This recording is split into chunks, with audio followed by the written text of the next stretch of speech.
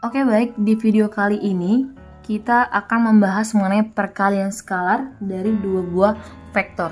Nah, perkalian skalar yang maksud di sini adalah perkalian dot dan bukan perkalian cross. Nah, apa sih yang dimaksud dengan perkalian dot skalar dari dua buah vektor? Jadi misal nih, kita mempunyai vektor A yaitu A1, A2 dan A3 kan, dan vektor B itu adalah B1, B2 dan B3. Nah, seandainya kalau misalnya kita bentuk dalam gambar atau kita gambar, nah seandainya ini adalah vektor A dan ini adalah vektor B. Nah, masing-masing dari vektor A dan vektor B itu akan membentuk sudut yang disebut dengan sudut theta.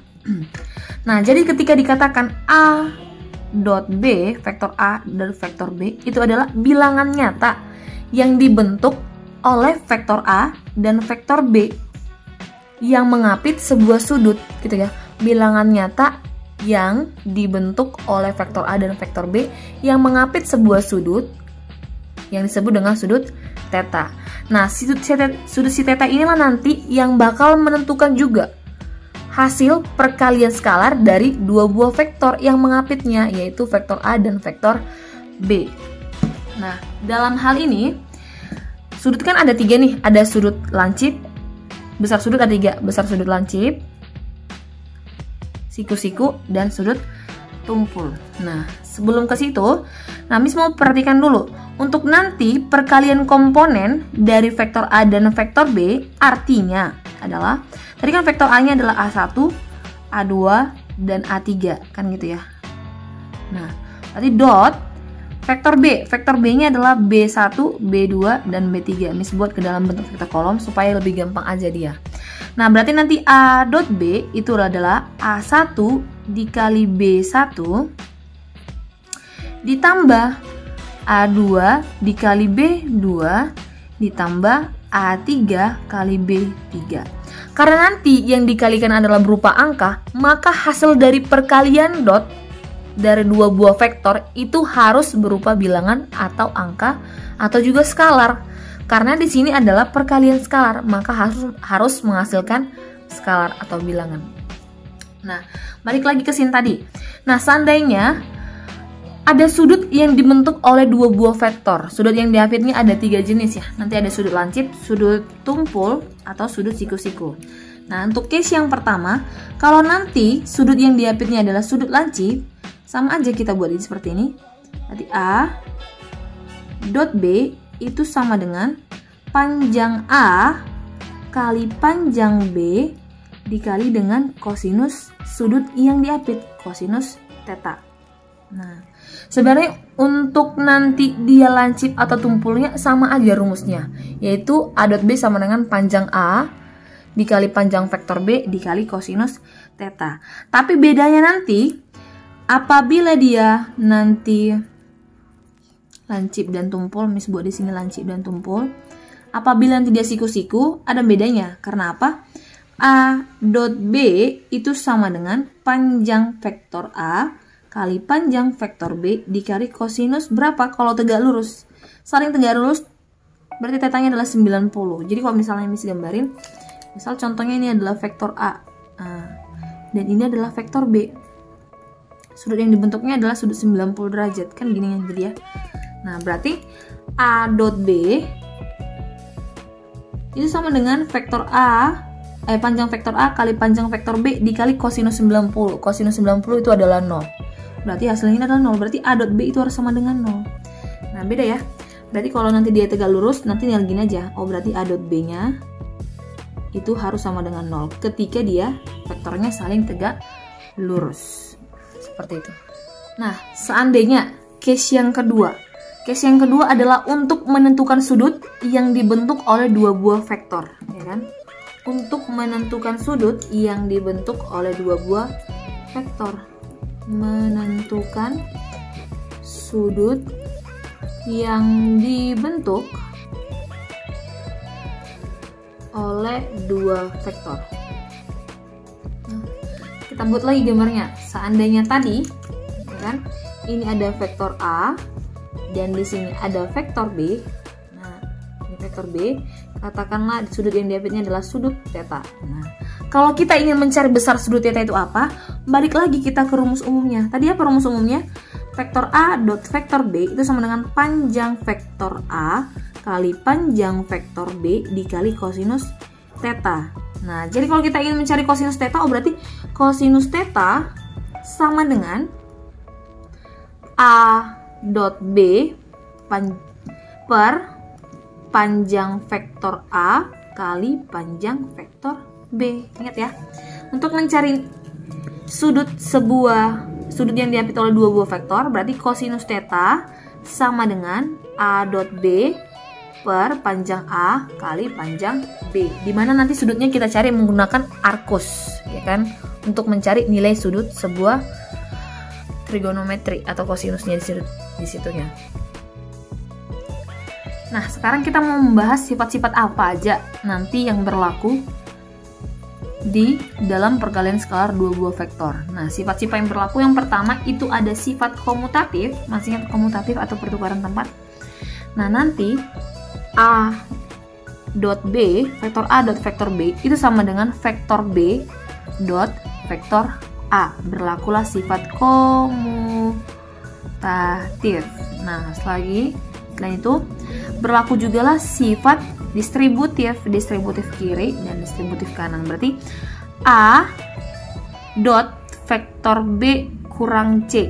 Nah, ya kan? A dot vektor B dikurang C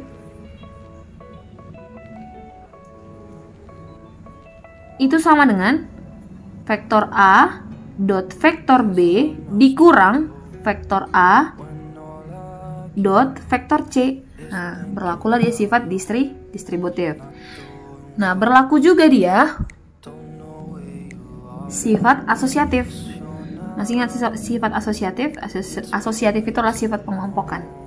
Berarti vektor A dot vektor B dot vektor C itu sama dengan vektor A dot vektor B dot vektor C. Jadi dia berlaku sifat yang ketiga ini. Oke, baik, kita lanjut dengan contoh soal. Nah, di sini punya panjang vektor yang pertama. Jika panjang vektor A adalah 3, panjang vektor B adalah 4, dan sudut di antara vektor A dan vektor B atau sudut yang diapit oleh mereka berdua itu adalah 120 derajat. Hitunglah vektor A dot vektor B ditambah A. Nah, untuk yang pertama, vektor A dot vektor B ditambah vektor A. Berarti itu sama dengan A dot B, lakukan sifat distributif ya, ditambah A dot A. Nah, berarti A dot B itu kan sama dengan panjang A kali panjang B kali kosinus theta. Theta adalah sudut yang terbentuk oleh vektor A dan vektor B ditambah A dot A. Nah, coba lihat. Ada sebuah vektor dikalikan dengan sendirinya sendiri. Berarti sudut yang dibentuk itu adalah 0 derajat. Paham ya? Karena dia berimpit. Nah, berarti panjang vektor A dikali panjang vektor A dikali berapa? Kosinus 0 derajat. Nah, karena berimpit tadi ya. Berarti panjang A-nya adalah 3, panjang B-nya adalah 4, dan kosinus 120 derajat. Nah, ini dia. Ditambah, berarti panjang vektor A itu adalah 3, berarti langsung aja dipangkatin 2 ya. Kosinus 0 adalah 1. Jadi 12 dikali kosinus 120 itu adalah min setengah. Ditambah 9, berarti 12 kali min setengah itu adalah min 6, tambah 9 itu adalah 3. Berarti A dot B ditambah A itu adalah 3. Nah, sedangkan yang B-nya, kita cari yang B-nya. Berarti itu jadi B dot A ditambah B dot B.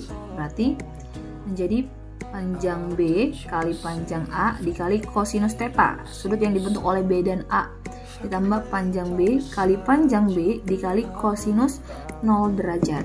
Berarti B kali A 3 kali 4 12 kali kosinus 120. Oh, min 6 juga lagi tadi ya.